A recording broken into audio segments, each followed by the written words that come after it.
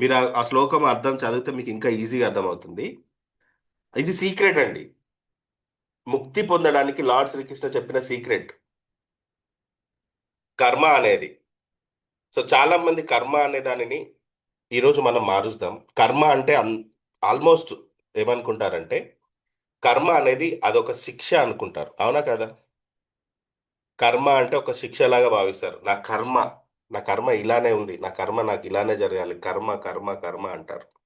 అసలు కర్మ అంటే అది శిక్ష కాదు. పెద్దగా రాసుకోండి. కర్మ అంటే శిక్ష కాదు. మనం మారవాలి, చేంజ్ చేయాలి. మీలో ఎంతమంది ఇళ్లలో భగవద్గీత ఉంది? భగవద్గీత ఉందా? ఎస్. ఈరోజు నేను శ్లోకాస్కి సంబంధించిన చాప్టర్స్ వర్డ్స్ చెప్తాను. అవి రాసుకోండి, తర్వాత మీరు చదవండి వాటి. కర్మ అనేది ఆలోచనలు, భావోద్వేగాలు అంటే ఎమోషన్స్, సంకల్పాలు. అండ్ మనం రోజు చేసే పనుల ద్వారా సృష్టించబడే ఒక శక్తి అది.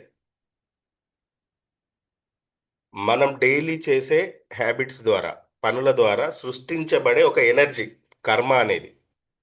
వేటి వేటి ద్వారా? ఆలోచనల ద్వారా, ఎమోషన్స్ ద్వారా, సంకల్పాల ద్వారా. సో మనకి భగవద్గీత ప్రకారం మనిషి కర్మల ద్వారా బంధించబడతాడు, కానీ అదే సమయంలో ఒక విజ్డమ్, జ్ఞానంతోటి, అవగాహనతోటి ఉంటే నిష్కామ కర్మ ద్వారా ఆ బంధనాల నుండి విముక్తి పొందగలుగుతాడు. కర్మను తొలగించడం అంటే, కర్మను కరిగించడం అంటే జీవితాన్ని వదిలేసి పారిపోవడం కాదు. మన చైతన్యాన్ని హై లెవెల్కి తీసుకెళ్ళడం, డివైన్ లెవెల్కి తీసుకెళ్ళాలి. ఈ డివైన్ లెవెల్కి ఎలా తీసుకెళ్లాలో నేను ఒక 5 వేస్ చెప్తాను. ఈ 5 వేస్ని మీరు మానసికంగా మీరు ఫాలో చేయండి. మీ కర్మ మారడం మీరు చూస్తారు. ఇవన్నీ కూడా మనల్ని మానసికంగా ట్యూన్ చేస్తాయి. ఓకేనా? కర్మకి ఎవరు కూడా, కర్మ నుండి ఎవరు కూడా వెళ్ళలేరు ఈ బాడీతో ఉన్నవాళ్ళు. భగవాన్ శ్రీకృష్ణుడే కర్మని తీసుకున్నాడు. అవునా కదా? మనం కూడా కర్మని తీసుకుంటాం. అయితే ఈ కర్మలో మనకు అవసరం లేని కర్మలని సంచిత కర్మలు అంటారు. ఏమంటారు? సంచిత కర్మలు అంటే సంచిలో వేసుకొని తిరిగే కర్మలు. ఎవరు వేసుకుంటారు సంచిలో? అంటే మనమే వేసుకుంటాం. ఆ సంచిత కర్మల నుండి విముక్తి పొందడానికి, వాటిని బర్న్ చేయడానికి 5 వేస్ చెప్తాను. నెంబర్ 1 ఏంటంటే సమత్వ భావనని ఎంచుకోవడం. సమత్వ భావనని ఎంచుకోవడం నెంబర్ 1. మీకు రెఫరెన్స్ చెప్తాను, మీరు రాసుకోండి. Bhagavadgita 2nd chapter 48 verse. యోగస్థ కురు కర్మాని అని ఉంటుంది. సో అక్కడ అర్థం చెప్తాను నేను. సో మనల్ని ఎవరైనా అవమానించినప్పుడు, నలుగురు ముందు అవమానించినప్పుడు, బాధ పెట్టినప్పుడు, లేదా మీకు కోపం తెప్పించినప్పుడు, కొంతమంది అకారణంగా కోపం తెప్పిస్తారు. అవునా కదా? అని కొంతమంది ఉంటారు నలుగురిలో మనల్ని అవమానించాలని చూస్తారు. ఏదో ఒక విషయంలో నీకు ఇది తెలియదు, నీకు ఇది రాదు, నీకు తెలియదు పో అంటారు. లేదంటే నలుగురు ఇంట్లో ఉన్నప్పుడు నీకేం తెలియదు, ఇంట్లోకి పో అంటారు. అవునా కదా? సో అలాంటప్పుడు మన మనస్సు హ్యాపీగా తీసుకుంటుందా దాన్ని? హ్యాపీగా తీసుకుంటుందా? No, not at all. మనల్ని ఎవరైనా అవమానించినా, బాధ పెట్టినా, కోపం తెచ్చినా వెంటనే స్పందించొద్దు. వెంటనే స్పందించొద్దు. వెంటనే స్పందించారనుకోండి, అప్పుడు ఏమవుతుందో తెలుసా? మీ ఓల్డ్ ప్యాటర్న్, ఓల్డ్ కర్మాస్ ఉంటాయి కదా, వెనకాల ఎప్పటి నుంచో ఉన్నాయి, అవి యాక్టివేట్ అవుతాయి వెంటనే. అవి ఏమవుతాయి? వెంటనే యాక్టివేట్ అవుతాయి. ఇట్లా మైండ్ మారిపోతుంది మనది వెంటనే. ఆ వైబ్రేషన్ ఫ్రీక్వెన్సీ వెంటనే మారిపోద్ది. నన్నంటాడా? అవునా కదా? ఈ ఫీల్ ఉంటుందా ఉండదా? అవమాన భారం అది. అప్పుడు ఏమైతుంది తెలుసా? దీనికి ఇంకా వెనకాల ఉన్నవన్నీ తోడైతాయి, పాత కర్మలు ఓపెన్ అవుతాయి. అందుకే శ్రీకృష్ణుడు ఏమంటాడంటే, ఆ శ్లోకం యొక్క అర్థం ఏంటంటే విజయాలని, అపజయాలని ఈ రెండింటిని సమానంగా స్వీకరించాలి. దాని యొక్క అర్థం అదే. యోగస్థ కురు కర్మాని సంగం త్వక్త ధనుంజయ సిద్ధ్యా సిద్ధోహ సమోభూత్య సమత్వం యోగ ఉచ్యతే. అంటే విజయాలను, అపజయాలను సమంగా స్వీకరించి ఫలితంపై ఆసక్తి లేకుండా నీ కర్తవ్యాన్ని నిర్వర్తించడమే సమత్వ యోగం అంటాడు. సమత్వమే యోగం అని చెప్తాడు. అంటే ఆ వ్యక్తి అన్నంత మాత్రాన మీరు అలా అవుతారా?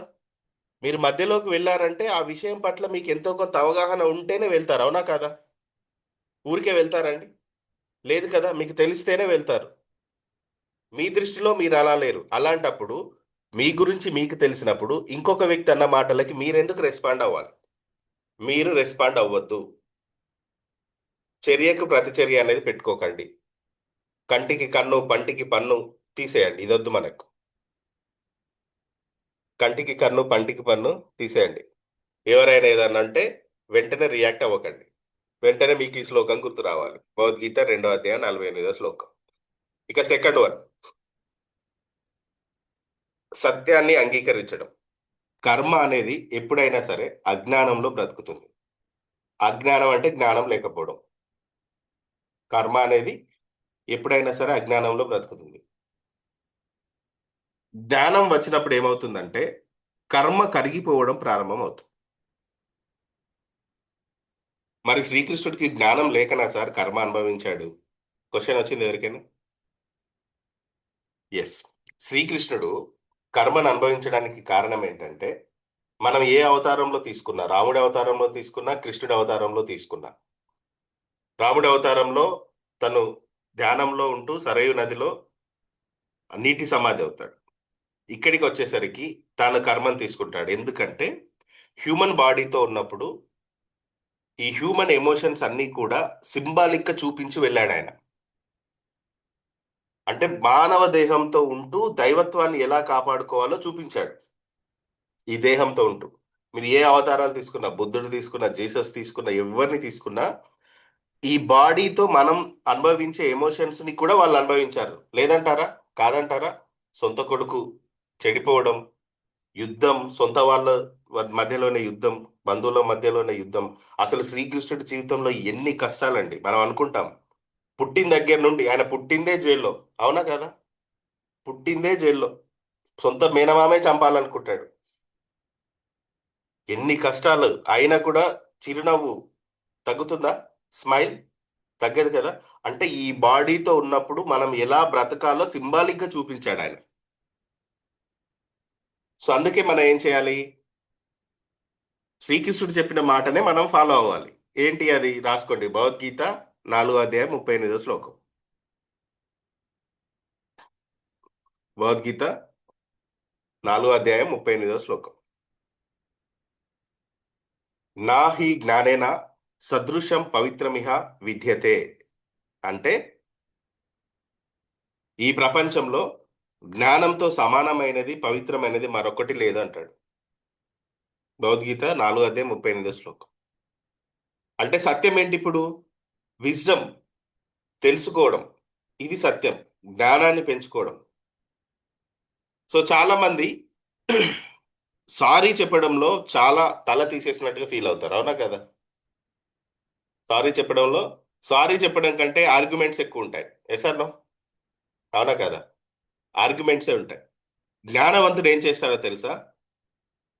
జ్ఞానవంతుడు ఆర్గ్యుమెంట్ చేయకుండా అక్కడి నుండి అక్కడి నుండి నెమ్మదిగా తప్పుకుంటాడు. ఇది నా భయం, ఇది నా బలహీనత, ఇది నేను పదే పదే చేస్తున్న నా యొక్క తప్పు అని ఎవరైతే నిజాయితీగా అంగీకరించగలుగుతారో మీలో జ్ఞాన దీపం వెలిగించినట్టు. మీ కర్మలకి, మీరు అనుభవిస్తున్న వాటికి నా భయం వల్ల వచ్చింది, నా బలహీనతల వల్ల వచ్చింది, నేను పదే పదే రిపీటెడ్గా చేస్తున్నాను, ఎన్నో మార్చుకోవాలి అనుకుంటున్నాను బట్ మార్చుకోలేకపోతున్నాను అని ఎప్పుడైతే మీరు సెల్ఫ్ రియలైజ్ అవుతారో అప్పుడే మీ జ్ఞాన దీపం వెలిగినట్టు. మీ జ్ఞాన దీపం వెలిగినట్టు. రియలైజేషన్, సెల్ఫ్ రియలైజేషన్ అనేదే సత్యం. ఎవరి కర్మకు వాళ్ళే బాధ్యులు, అవునా? ఇది గుర్తించాలి. సెకండ్ వన్ మనకి. సో థర్డ్ వన్, క్షమించడం, ఫర్గివ్నెస్. క్షమించడం. థర్డ్ వన్ ఏంటి? క్షమించడం. చాలా మంది ఏమనుకుంటారంటే సార్ క్షమించడం అంటే అన్యాయం జరిగిన చోట కూడా ప్లీజ్ సారీ అని చెప్పడం అనుకుంటారు. సుదర్శన చక్రం ఉంటుంది కదా, అన్యాయాన్ని ఎదిరిస్తుంది, అక్రమాలని, దౌర్జన్యాలని ఎదిరిస్తుంది, అవునా కదా? సో ఇప్పుడు చాలా మందికి నేను క్షమించడానికి ఒక డెఫినేషన్ చెప్తాను చూడండి. క్షమించడం అంటే అన్యాయాన్ని అంగీకరించడం కాదండి. అంత ప్రసన్న వదనంతో ఉండే లార్డ్ శ్రీకృష్ణ తన కోపాన్ని కూడా చూపించాడు, చూపించే చోట. అవునా కదా? ప్రతి చోట క్షమాపణను చూపించాడా? లేదు కదా? తన కోపాన్ని కూడా చూపించాడు. జీసస్ క్రైస్ట్ కూడా ఒకసారి ఒక టెంపుల్‌లో, జెరూసలేం టెంపుల్‌లో అక్రమంగా వ్యాపారం చేస్తుంటే అక్కడ తన కోపాన్ని చూపిస్తాడు. భయంకరంగా ఉంటుంది కోపం. అంటే క్షమించడం చెప్పిన వాళ్ళే వీళ్ళంతా. కానీ క్షమించడం అంటే అన్యాయాన్ని అంగీకరించడం కాదు. క్షమించడం అంటే ద్వేషాన్ని వదిలేయడం. అన్యాయాన్ని సరిచేయాలి. కోపం చేయాల్సిన చోట చేయాలి. ఇప్పుడు పిల్లలు ఏదైనా చిన్న మిస్టేక్ చేశారండి. క్షమించమన్నాడని చెప్పి మీరు పిల్లల్ని క్షమించారనుకోండి. ఎలా ఉంటుంది వాళ్ళ జీవితం? సరి చేయలేం కదా! పిల్లలు ఒక్కొక్కసారి మాట వినాలంటే దండించక తప్పదు. అవునా కదా? ఒక్కొక్కసారి తల్లిగా, తండ్రిగా. సేమ్ అలాగే మీరు క్షమించాలి. పోనీలే వదిలేయండి అంటే అన్యాయం జరిగితే మాత్రం అంగీకరించొద్దు. క్షమించడం అంటే ద్వేషాన్ని వదిలేయడం. ఏదైనా ఉంటే అక్కడికి సరిచేసి ఇక ద్వేషం పెంచుకోవద్దు. దాన్ని పెంచి నీళ్లు పోసి ఒక మొక్కలాగా పెంచొద్దన్నమాట. దీనినే ఏమంటారంటే దైవ సంపత్తి అంటారండి.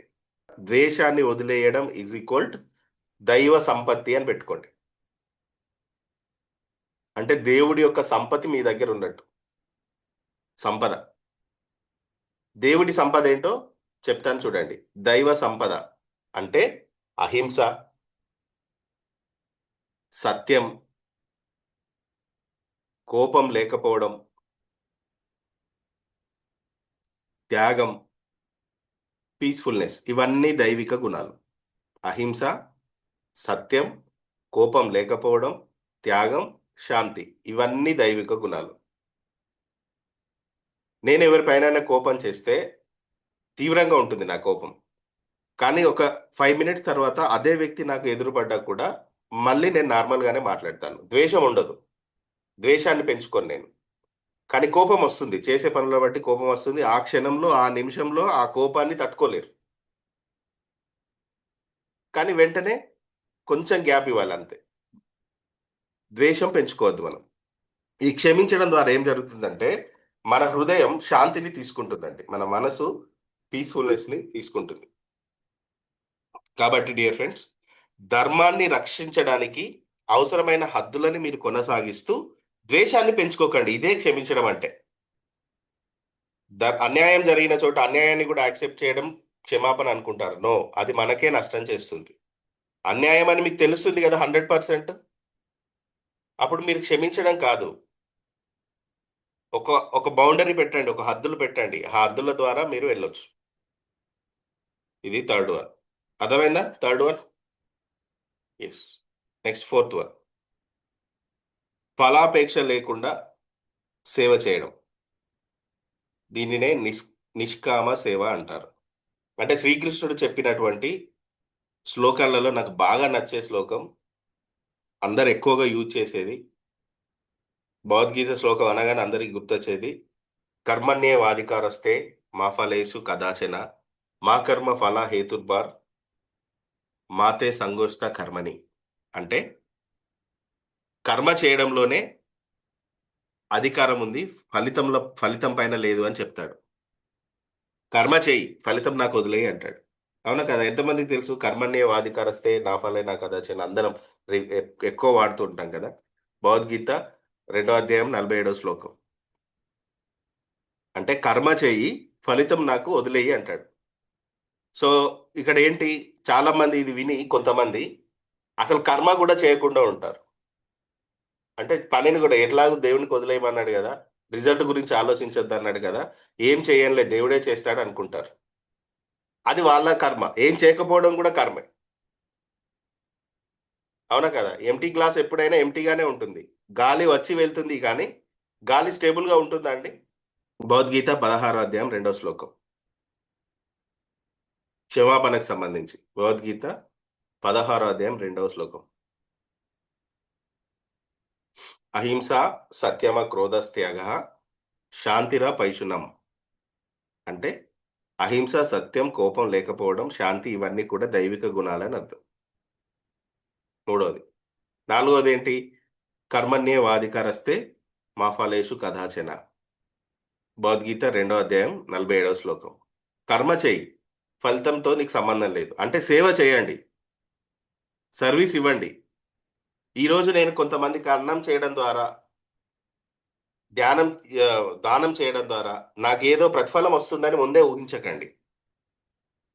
సేవ చేయడం, జ్ఞానాన్ని పంచడం, మీకు తెలిసిన జ్ఞానాన్ని పంచడం, అవసరం ఉన్న వారికి సమయంలో రైట్ టైంలో మీరు హెల్ప్ చేయడం, అవసరం ఉన్న వారికి రైట్ టైంలో హెల్ప్ చేయడం, ప్రతిదీ కూడా మెప్పుకోలుకో. ఈరోజు సోషల్ మీడియా లైఫ్ వచ్చిన తర్వాత వాడు 10 రూపాయలు ఇలా దానం చేస్తూ ఇలా సెల్ఫీ తీసుకొని పోస్ట్ చేస్తాడు. ఇంకొంతమంది ఏం చేస్తారో తెలుసా? తమ పిల్లల బర్త్డేకి బాక్సుల పైన వాళ్ళ ఫోటోలు వేసి ఫుడ్ ప్యాక్ చేసి స్ట్రీట్లో ఉన్న వాళ్ళకి ఆ ఫుడ్ పంచుతూ వీళ్ళు వీడియోలు తీసి పోస్ట్ చేస్తారు. నా పాప పుట్టినరోజు, నా బాబు పుట్టినరోజు మేము ఇలా చేసాం, అలా చేసామని. మీరేం నేర్పిస్తున్నట్టు పిల్లలకి? రిజల్ట్ అక్కడికి అయిపోయింది అది. నువ్వు చెయ్యి, కానీ ప్రచారం చేయకు. ఇప్పుడు రోడ్డు మీద కనిపించే వాళ్ళు, ఎవరైతే రోడ్డు మీద ఉంటారో వాళ్ళు నేర్చుకోవడానికి ఈ జన్మలో అలా ఉన్నారు అంతే. లెర్నింగ్ పీరియడ్ వాళ్ళకి. వాళ్ళలో ఉన్న సోల్ మీలో ఉన్న సోల్ ఈక్వలే. మీకు తెలుసా? ఇప్పుడు ఒక రిచ్ ఫ్యామిలీలో పుట్టాను నేను. రిచ్ పర్సన్‌ని, బెంజ్ కార్ ఉంది, మెర్సిడెస్ కార్ ఉంది నాకు, లంబార్గిని కార్ ఉంది, ఇవన్నీ ఉన్నాయి. లగ్జరీ లైఫ్ లీడ్ చేస్తున్నాను. ఆ రోడ్డు మీద వెళ్తున్న వ్యక్తిని చూసి ద్వేషం పెంచుకున్నాను. ఛీ! అనుకున్నాను. లేటర్ ఆన్ నేను ఆయన ఇద్దరం బాడీ వదిలేసాం. నేను అక్కడికి వెళ్ళాను. ఇలా తలెత్తి చూస్తే నేనున్న లోకం కంటే ఒక పై లోకంలో ఉన్నాడు ఆ వ్యక్తి. Same person. నేను అక్కడున్నటువంటి నా గురువులతో నేను చెప్తున్నాను. నేను మంచి లైఫ్ జీవించాను. అతను అలాంటి లైఫ్ జీవించాడు. రోడ్డు పక్కన అలా బ్రతికాడు, ఇలా బ్రతికాడు. అతను అక్కడున్నాడు. తిండి లేక బిచ్చగాడిలాగా బ్రతికాడు. అక్కడున్నాడు. నేను ఇక్కడున్నాను. నేను బెటర్‌గా ఉండాలి కదా! నేను ఆయన కంటే పైనుండాలి కదా! అని ఆర్గ్యుమెంట్ చేస్తున్నాను. అప్పుడు చెప్పాడు గురువు ఏమని అంటే, "నాయనా, తను ఆ స్థాయికి వెళ్ళడానికి ఏం నేర్చుకోవాలో ఈ బాడీతో నేర్చుకోవడానికి అక్కడికొచ్చాడు. నేర్చుకొని వెళ్ళాడు. కాబట్టి ఎప్పుడైనా మీకెవరైనా కనిపిస్తే తక్కువ భావంతో చూడకండి. Equal soul. మీరు వాళ్ళకి ఏం చేయకపోయినా పర్లేదు. ఏమి ఇయ్యకపోయినా పర్లేదు, ఏం చేయకపోయినా పర్లేదు. బట్ మనలో ఒక ఫీల్ వస్తుంది చూసారా? ఆ ఫీల్, ఆ ఫీల్‌ని తీసేయండి. బయట నార్మల్‌గా కనిపించే వాళ్ళ పట్ల ద్వేషాన్ని పెంచుకుంటారు. అరుణాచలం వెళ్తే టోపీ అమ్మవారు కనిపిస్తే వెళ్లి దండం పెడతారు. తను వాళ్ళు చేసే దైవిక కార్యాల వల్ల వాళ్ళకి ఆ పవర్ ఉంటుంది. తను నిరంతరం గిరి ప్రదక్షిణ చేయడం ద్వారా అక్కడ ఉన్నవాళ్ళు తనకి శక్తులున్నాయని నమ్ముతారు. అది డిఫరెంట్ టాపిక్. బట్ కాకపోతే ఈక్వల్ సోల్. అందరం కూడా ఈక్వల్ సోల్ అనేది గుర్తుపెట్టుకోవాలి. మీరు చేసే దానికి ప్రతిఫలాన్ని దానం చేసి ప్రశంసని ఆశించకండి. ఏం చేయాలి? ఇది దైవార్పణం అనుకోండి అంతే.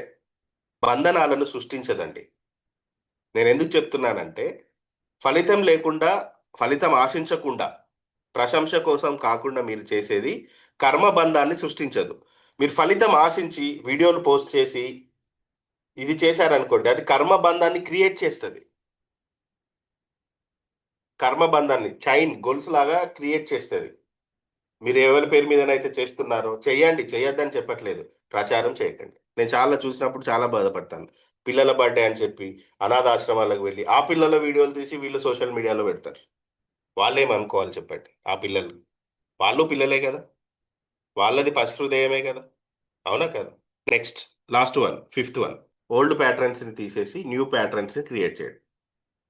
పాత అలవాటికి బదులు కొత్త అలవాటిని అలవాటు చేసుకోవడం. ఉద్ధరేదాత్మనాత్మానం నాత్మానం అవసాదయేత్. భగవద్గీత 6వ అధ్యాయం 5వ శ్లోకం. సో, మీ జీవితంలోకి రిపీటెడ్‌గా అవే సిట్యుయేషన్స్ ఎదురవుతుంటే, రిపీటెడ్‌గా జరుగుతూ ఉంటాయి మనకి. సో, రిపీటెడ్‌గా జరుగుతున్నాయంటే అవి ఆటోమేటిక్‌గా వచ్చింది కాదు. యాదృచ్ఛికంగా వచ్చేది కాదు. అదేంటి తెలుసా? మీకు రిపీటెడ్‌గా వస్తుంది అంటే రాసుకోండి, కర్మ పరీక్ష. జీవితంలో ఏవైనా రిపీటెడ్‌గా వస్తున్నాయి అంటే అది కర్మ యొక్క పరీక్ష. ఎగ్జామినేషన్. మిమ్మల్ని పరీక్షిస్తుందని అర్థం. అందుకే శ్రీకృష్ణుడు ఏమంటాడు? ఉద్ధరేదాత్మనాత్మానం నాత్మానం అవసాదయేత్. భగవద్గీత 6వ అధ్యాయం 5వ శ్లోకం. అంటే మనిషి తనను తాను ఉద్ధరించుకోవాలి. మనల్ని మనం ఉద్ధరించుకోవాలి. దిగజార్చుకోకూడదు. ఎందుకంటే you are the best friend. మీకు మీకు నిజమైన స్నేహితుడు ఎవరు? మీరే. అంతే అవునా కాదా? మిమ్మల్ని మీరు అర్థం చేసుకున్నంతగా ఇంకెవరైనా అర్థం చేసుకుంటారా? వేరే ఎవ్వరు అర్థం చేసుకోలేరు. అయితే మీరు మీతో మీరు శత్రుత్వం చేయాలనుకుంటున్నారా? మిత్రుత్వం చేయాలనుకుంటున్నారా? దట్ ఈస్ యువర్ చాయిస్ అన్నాడాయన. మీతో మీరు మిత్రుత్వం అంటే మీ inner journey is the very important. Meditation. మీ లోపలికి జర్నీ చేయడం ద్వారా మీతో మీరు మాట్లాడుకోగలుగుతారు. ఈ ప్రాక్టీస్ చేయండి. ఈ రోజు నుండి ప్రాక్టీస్ చేయండి. ఏంటి? మీకు కోపం వచ్చింది. వెంటనే మీరు కోపంకి అపోజిట్ ఏంటి? కోపానికి అపోజిట్ ఏంటి? వ్యతిరేక పదాలు. చిన్నప్పుడు చదువుకున్నాం గదా! వ్యతిరేక పదాలు. కోపంకి వ్యతిరేక పదం ఏంటి? శాంతి. అవునా కదా? కోపం వచ్చిందా? శాంతిని సెలెక్ట్ చేయండి. పిక్ చేసుకోండి. కానీ ఇది ప్రాక్టీస్ చేయండి మీరు. ఒక్క రోజులో రాదు ఈ ప్రాక్టీస్. బట్ ప్రాక్టీస్ చేయండి. భయం వచ్చిందా? విశ్వాసాన్ని పెంచుకోండి. భయం ఉన్న చోట. చీకటి అంటే భయమా? ఒకసారి వెళ్లి చూడండి ఏం కాదు. చెప్పాను కదా నిన్న ఎలాన్ మస్క్ చీకటి గురించి తెలుసుకొని విశ్లేషణ మొదలుపెట్టాడు. చీకటి అంటే భయమా? వదిలేయండి. విశ్వాసం పెంచుకోండి. విశ్వాసం పెరిగితే భయం పోతుంది. అవునా కదా? భయం ఉన్న చోట విశ్వాసాన్ని పెంచుకోండి. బాధ వచ్చినప్పుడు ప్రేమను ఎంచుకోండి. అదే బాధలో బాధపడుతూ ఇక వాళ్ళ స్టేటస్‌లు మామూలుగా ఉండవు. వాట్సాప్ స్టేటస్‌లు. నా నా ఫోన్‌లో మా మేడం ఫోన్‌లో మీరు చూస్తే దాదాపుగా కొన్ని వందల మంది మ్యూట్‌లో ఉంటారు స్టేటస్. అందరేంటి బాధల గురించి పోస్ట్ చేసేవాళ్ళే. స్టేటస్‌లు పెట్టేవాళ్ళు. అలా ఉంటుంది లోకం. కాబట్టి మీరు వీటిని సెలెక్ట్ చేసుకోవడం ద్వారా ఏం జరుగుతుందంటే, మీ కర్మను కరిగించే మార్గం ఇదే అండి. కర్మని మనం ఎక్కువ దూరం క్యారీ చేయొద్దు సార్. రిపీటెడ్‌గా వస్తున్న ప్యాటర్న్‌ని చేంజ్ చేయాలి అనుకుంటే, రీప్లేస్ చేయండి. ఇప్పుడు మీకున్నటువంటి మీ ప్యాటర్న్‌లో దీనిని రీప్లేస్ చేయండి. కోపం ఉన్న చోట శాంతిని, భయం ఉన్న చోట విశ్వాసాన్ని, బాధ వచ్చిన చోట ప్రేమను ఎంచుకోండి. సో, ఇది కర్మను కరిగిస్తుంది. అంటే మీ పాత అలవాట్లకి కొత్త వాటిని చేర్చండి. ఆటోమేటిక్‌గా జరిగిపోతుంది. ఇదేం చేస్తుందంటే కర్మను కరిగించే మార్గం అవుతుంది. అందుకే భగవద్గీతలో శ్రీకృష్ణుడు విముక్తి పొందే రహస్యాన్ని ఒక శ్లోకంలో చెప్పాడండి. రాసుకోండి ఆ శ్లోకం మీరే చదవండి. భగవద్గీత 3వ అధ్యాయం 30వ శ్లోకం. ఇది విముక్తి పొందే సీక్రెట్ చెప్పాడిక్కడ. మీరు చదవండి. మీరే చదవండి. భగవద్గీత ఓపెన్ చేసి చదవండి. ఈ కర్మలేవైతే ఉన్నాయో ఇవన్నీ నాకు అర్పించండి. నా పైన వేసేయండి మీ కర్మలన్నీ కూడా. ఇది సీక్రెట్ భగవద్గీతలో ఉన్న అతిపెద్ద సీక్రెట్. మీ కర్మలన్నింటినీ నా పైన వేసేయండి. నాకు అర్పించండి. మీరు ఎలాంటి ఆశ, మమకారం లేకుండా మీ మానసిక ఆందోళనను విడిచిపెట్టి మీ కర్తవ్యాన్ని మీరు చేయండి అంటాడు. అసలిది చాలా మందికి అర్థం కాలే. మీ కర్మలన్నీ నా పైన వేయండి అన్నాడు. జాగ్రత్తగా వినండి. మీ కర్మలన్నీ నా పైన వేయండి. అయితే మనం మార్చాల్సిందేంటో తెలుసా? ఆశ పడకుండా జాగ్రత్తగా వినండి. అవసరమైతే రాసుకోండి. మీరు ఆ శ్లోకం అర్థం చదివితే మీకు ఇంకా ఈజీగా అర్థమవుతుంది. ఇది సీక్రెట్ అండి. ముక్తి పొందడానికి లార్డ్ శ్రీకృష్ణ చెప్పిన సీక్రెట్. కర్మలన్నీ నాకు అర్పించి మీరు ఆశ లేకుండా, మమకారం లేకుండా 3 పదాలు చెప్పాడు. ఆశ లేకుండా, మమకారం లేకుండా, మానసిక ఆందోళనను విడిచిపెట్టి. ఇది ఇంపార్టెంట్. మానసిక ఆందోళన. టెన్షన్ పార్టీ ఉంటారు అందరూ. నేను కూడా టెన్షన్ పార్టే ఉంటాను. టెన్షన్ లేకుండా ఎవరం ఉండం. అవునా కదా? ఏదో ఒక టెన్షన్‌లోనే ఉంటాం. అయితే దీనిని వదిలేయమంటాడు. నువ్వెప్పుడైతే నీ కర్మంతా నాకు అప్పజెప్తావో, అప్పుడు నీకు ఆశ పడకుండా, మమకారం లేకుండా బాడీ అంటే, పిల్లలంటే, భర్త అంటే, భార్య అంటే ఉండాలి ప్రేమ. కానీ అది బలహీనతగా మారకూడదు. మమకారం లేకుండా మానసిక ఆందోళనను విడిచిపెట్టి నీ కర్తవ్యాన్ని నిర్వర్తించు. అప్పుడు నీ కర్మ కరిగిపోతుంది అని చెప్తాడు. This is the secret. ఇది సీక్రెట్ భగవద్గీతలో ఉన్నటువంటి విముక్తి పొందే సీక్రెట్. సో, ఇది తెలిస్తే చాలు. ఇది తెలిస్తే చాలు మనం మన జీవితంలో పాత కర్మలన్నింటినీ వదిలేసి అద్భుతమైన జీవితాన్ని మనం చూడొచ్చు.